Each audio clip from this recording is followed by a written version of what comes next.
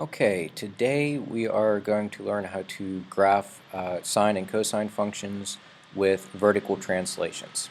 That would be a plus or minus your d value right there. That's the plus or minus the 3. Okay, so what we're going to do here is we're going to set up our scale as we have been with our same critical values from negative 2 pi to positive 2 pi. And of course, that'll be 2 periods of the graph, and it will break it into 4 equal pieces, like such. That's pi over 2, oops, missed that, and 3 pi over 2. And then you just reflect them over the x-axis here. Negative pi over 2, negative pi, negative 3 pi over 2. Hopefully we're all becoming very familiar with that. Now on the y-axis, this is plus 3 at the end of the sine function, so what we're going to do is the whole graph's going to be shifted up. So we're going to go up to about 5 on our y-axis. 1, 2, 3, 4, 5. And with time, you will get practice and you'll see how that works out, and you'll be able to make that judgment call on your own. So about negative 5 in that direction. Okay, so how do we go ahead and plot this? Well, here's our table of values. So let's, in the y spot, we'll do sine of x plus 3. Okay, now we're going to put all these values right here into our table of values. Negative 2 pi, and we'll just go with the order that we have them on our graph. Negative 3 pi over 2, negative pi, negative pi over 2, 0. Then we have pi over 2, pi, 3 pi over 2, and lastly 2 pi. Okay, so like I said the other day, I like to start working these out at 0, kind of right there. So what we're going to do here is we'll do the calculations. Sine of 0 plus 3.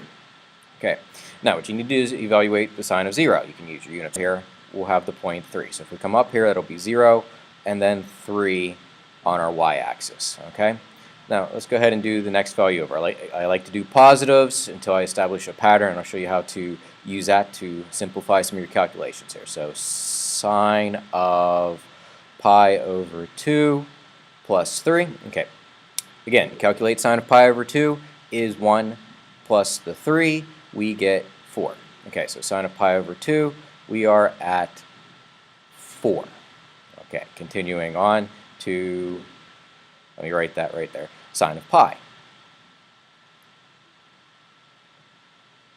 Sine of pi plus 3. Okay, so sine of pi we know is 0, plus the 3 gives us a coordinate point of 3. Okay, continuing on here. Sine of 3 pi over 2 plus 3. Notice I'm going back to this expression, which I got right there every single time. Sine of 3 pi over 2 is negative 1 plus 3, which gives us a positive 2. Okay, I'm kind of running out of room here, so I'll put it up here for you guys. Sine of 2 pi. Sine of 2 pi plus 3. Okay, sine of 2 pi we know is 0, plus 3 gives us a coordinate point of 2 pi and 3. All right. Before I plot any more points, I want to show you a little trick here. So what I'm going to do is I'm going to grab my line tool. Let me change the color up here. This works really well if you use a dotted or a dashed line. And what we're going to do is we're going to put a line right here through that original point. And that line is going to kind of act like an imaginary axis. We know the sine graph, it goes above the axis and below the axis. So if we were here, go up and down and then cross it.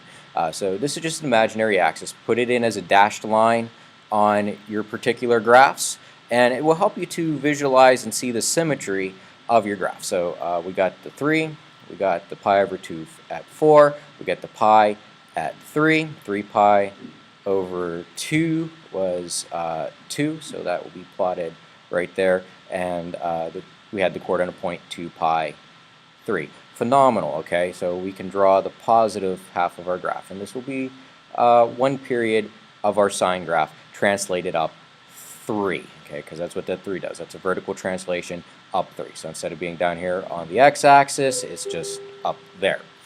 Okay, now, let's save you guys a little bit of work. We have a pattern here, 3, 4, 3, 2, 3. If we work backwards, 3, 4, 3, and you think about your sine graph, the next value has to go down. So you could calculate it out at negative pi over 2, just like we did all of these values. But maybe, some of you are pretty savvy, and you can figure out that that's 2. So negative pi over 2 at 2. And, that kind of logics, our graph is right there. Okay, continuing back, we would come up to 3, then to the 4, and finally back down to the 3. So right here, and then right here, and then right there. So we can finish our graph with a nice, smooth, curvy line. And again, this is freehand, so do the best you can. All right, so that's it. That's our vertical translation. Talk to you later. Enjoy your homework.